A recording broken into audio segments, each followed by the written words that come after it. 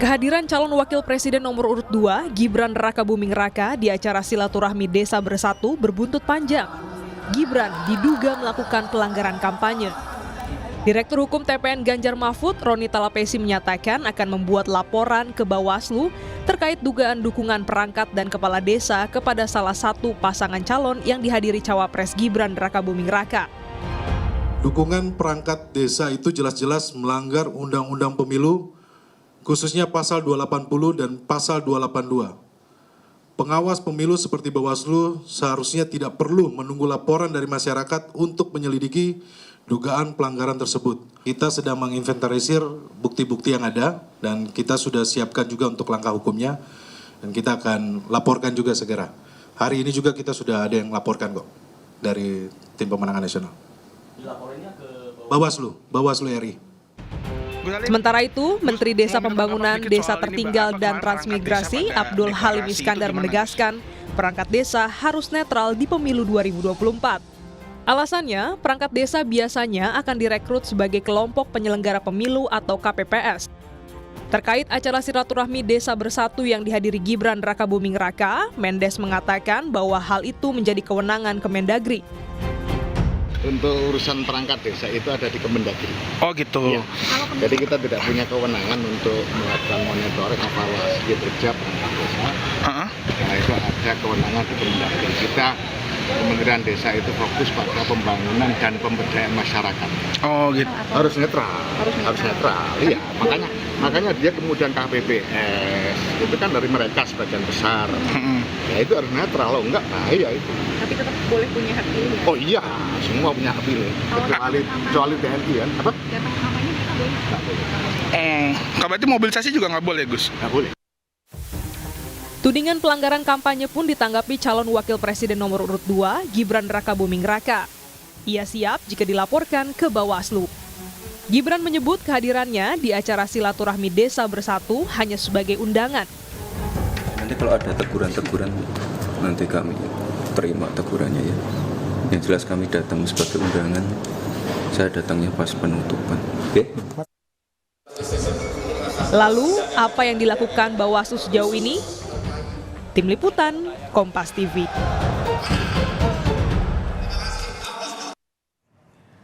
Saudara, kehadiran calon wakil presiden nomor urut 2 Gibran Rakabuming Raka di acara silaturahmi Desa Bersatu ini berbuntut panjang. Gibran diduga melakukan pelanggaran kampanye. Lalu apa saja yang sudah dilakukan oleh Bawaslu?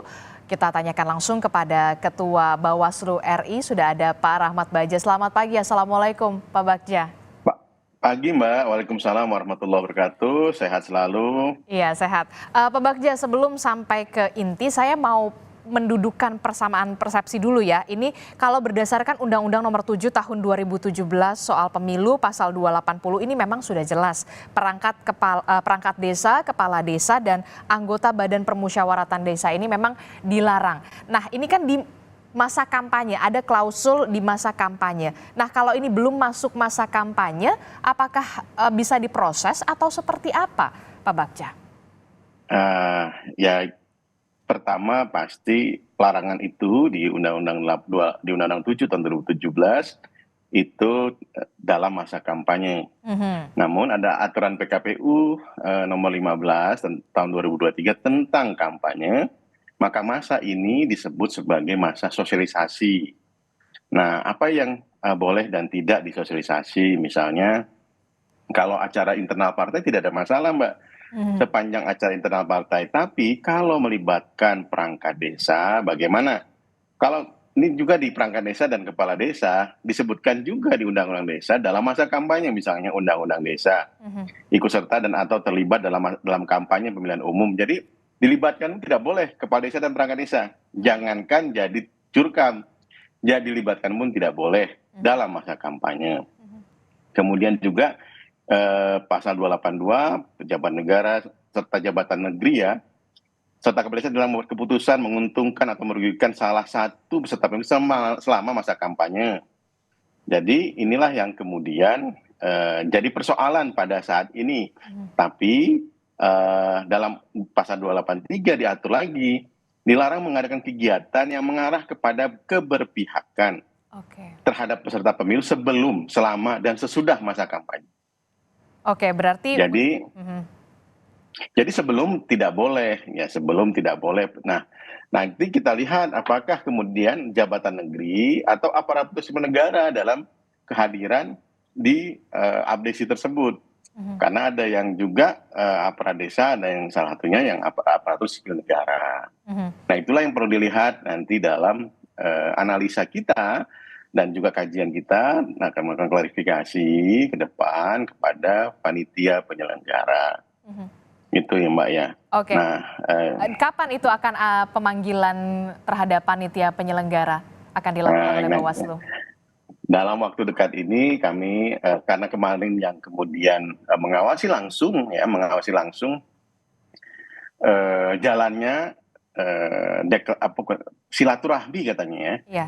Silaturahmi tersebut adalah ke teman-teman Panwascam dan dalam koordinasi monitoring kami dan juga Bawaslu Kabupaten Kota di DKI Jakarta.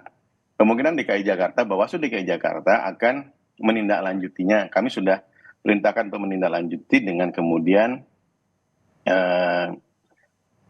mengklarifikasi terhadap hal-hal yang berkaitan dengan silaturahmi tersebut.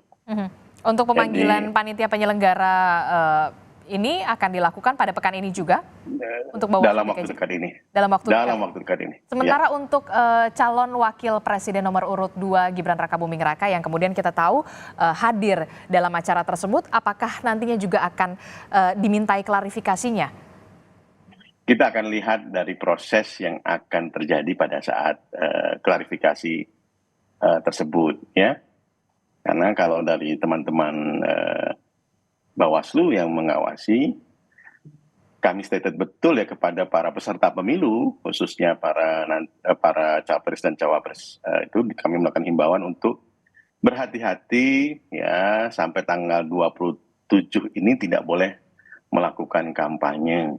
Ya, apa itu kampanye? Ada 3 unsur kampanye. Pertama, peserta pemilu atau tim kampanye, kegiatan melakukan tim kampanye, kemudian juga adanya kegiatan tim kampanye serta atau tim yang ditunjuk, kemudian kedua adanya upaya meyakinkan. Apa itu upaya meyakinkan? Upaya mengajak dan lain-lain untuk memilih yang bersangkutan. Kemudian dengan menawarkan visi, misi, program dan atau citra diri. Nah, itulah yang akan kita lihat dalam proses klarifikasi terhadap penyelenggara dan juga hasil-hasil pengawasan yang dilakukan oleh teman-teman Panwas ya di lapangan. Jika kemudian kami akan monitor selalu dan supervisi kepada teman-teman Bawaslu DKI. Oke, gitu, Mbak. Oke, walaupun memang berarti jelas, walaupun belum memasuki masa kampanye, kemudian Bawaslu ini memproses, apalagi kemudian sudah ada laporan yang masuk, betul ya? Laporan belum, Mbak. Laporan belum, ini temuan, Mbak. Ini Oke, jadi ini temuan, belum ada laporan yang masuk? Belum, buat laporan kami kan tahu beberapa sehari atau 2 hari sebelum katanya ada deklarasi kemudian berubah jadi silaturahmi ya. Silaturahmi kemudian kami menurunkan tim untuk hadir pada saat di Istora Indonesia Arena. Indonesia Arena. Oke, berarti tim Bawaslu juga berada di sana pada saat acara berlangsung. Berada di sana pada saat acara berlangsung. Oke, dan ada temuan dugaan keterlibatan perangkat desa ke salah satu pasangan calon, sudah tegas, sudah ada yang menyalahi aturan? Karena kita lihat juga di sana ada beberapa sejumlah massa yang hadir kemudian memakai baju salah satu pasangan calon, bergambar pasangan calon. Nah, itu kan kami sudah sampaikan kepada siapapun peserta pemilu itu harus berhati-hati karena ini masa-masa krusial ya Mbak ya, menjelang 27 November ini. Tapi temuan itu ada kan berarti? Belum masa kampanye. Bukan temuan, kalau temuan itu langsung kemudian tindak lanjuti Mbak, langsung jadi perkara. Tapi kita harus dengar klarifikasi yang ada di teman-teman yang ada di lapangan pada saat ini dan juga data dari hasil pengawasan, laporan hasil pengawasan, dan juga nanti berdasarkan klarifikasi terhadap peserta yang hadir pada saat itu tentu akan menjadi bahan dalam melakukan apakah tindakan ini berpotensi melanggar atau tidak PKPU 15 lebih khususnya. Ya, PKPU 15 tentang kampanye. Gitu. Oke, namun kalau kita lihat panitia acara ini kemudian mengatakan mereka ini sebenarnya mengundang pasangan calon lainnya, kemudian bukan hanya pasangan calon nomor urut 2 saja, tapi ternyata yang datang belum tahu, Mbak. Nah, itu yang kemudian harus diklarifikasi. Itu yang harus diklarifikasi. Jadi informasi tersebut yang kita tidak tahu. Nah, itu yang kemudian kita klarifikasi untuk menerangkan dan terang dan jelasnya dugaan potensi pelanggaran. Oke, begitu, Mbak, ya. Oke, Pak Bagja, terakhir, jika ditemukan adanya unsur pelanggaran di sana dari hasil kemudian temuan, padahal kita tahu Bawaslu juga berada di Indonesia Arena pada saat acara berlangsung, sanksi apa yang akan dijatuhkan? Sanksinya, nah itu di PKPU 15 ini tidak ada pengaturan tentang sanksi. Tidak ada pengaturan sanksi? Tidak ada pengaturan tentang sanksi, jadi itu termasuk pelanggaran. Jenis sanksinya apa? Lebih ya kepada pelanggaran administrasi ataupun pelanggaran hukum lainnya. Kenapa? Karena berkaitan juga dengan undang-undang pemerintahan desa. Jika kemudian undang-undang pemilu yang berkaitan dengan pejabat ataupun aparatur sipil negara. Sedangkan kemudian nanti kalau misalnya yang ada kemudian dugaan, kemudian dan juga terbukti, misalnya ada ajakan dari peserta pemilu, tentu ada hal yang lain lagi, yaitu juga termasuk dalam pelanggaran administrasi, ya, pelanggaran administrasi termasuk tentang ketentuan prosedur pemilihan umum yang harus dipatuhi baik oleh Komisi Pemilihan Umum dan juga peserta pemilu, begitu, Mbak. Oke, berarti tidak ada sanksi. Tidak ada sanksi terhadap salah satu paslon? Ada sanksi pelanggaran administrasi jika pelanggaran terbukti. Administrasi. Ya, terus satu lagi, Mbak, ini kan harus hati-hati. Kenapa? Kalau misalnya masuk ke dalam masa kampanye, maka sanksi yang dalam Undang-Undang 7 sangat keras. Sanksinya adalah ketentuan pidananya berlaku. Jadi kalau masuk masa kampanye, itu ketentuan pidana, kenanya pidana. Karena termasuk pelanggaran kampanye di luar jadwal kampanye.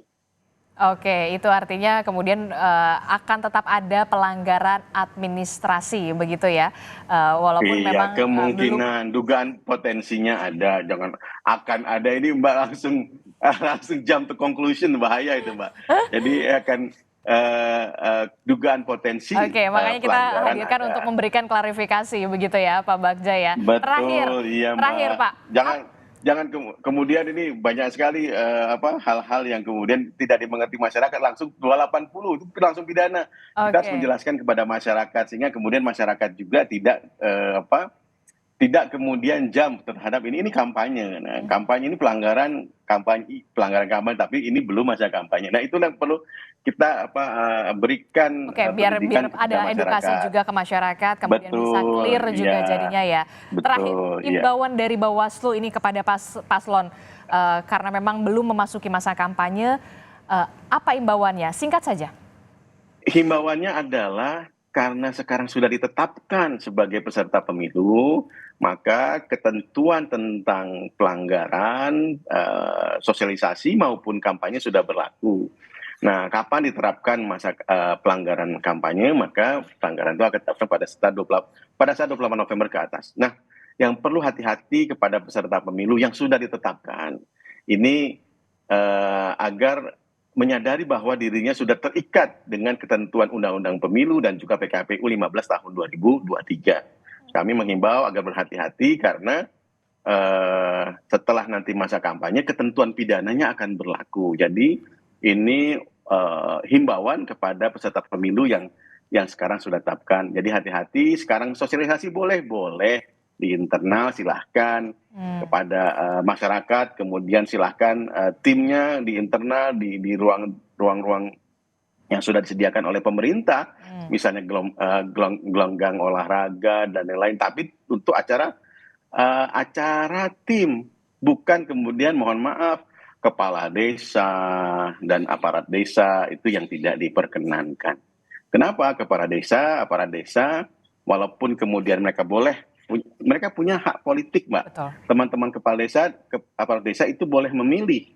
Namun mereka tidak boleh kemudian dalam jabatannya itu menggunakan jabatannya untuk mempengaruhi masyarakat. Karena kepala desa ini yang sangat dekat dengan masyarakat, itu yang perlu kita sangat berhati-hati, dan kami menghimbau kepada bukan hanya peserta pemilu tapi kepala desa dan aparat desa untuk menaati undang-undang pemerintahan desa dan juga undang-undang pemilu tahun 2017. Oke, kita tentu saja berharap tidak hanya pasangan calon capres dan juga cawapres ini lebih berhati-hati walaupun memang belum memasuki masa kampanye. Apalagi kemudian ada di situ perangkat desa, kepala desa dan juga badan permusyawaratan desa yang memang sudah jelas aturannya. Kemudian harus netral di pemilu 2024. Terima kasih atas informasinya. Ketua Bawaslu Republik Indonesia Pak Rahmat Bagja telah bergabung bersama kami. Kita nantikan dan kita kawal bagaimana nantinya pemanggilan ataupun klarifikasi dari Bawaslu terhadap panitia penyelenggara. Terima kasih, sehat-sehat. Terima kasih Mas, sehat. Assalamualaikum warahmatullahi wabarakatuh. Waalaikumsalam warahmatullahi wabarakatuh.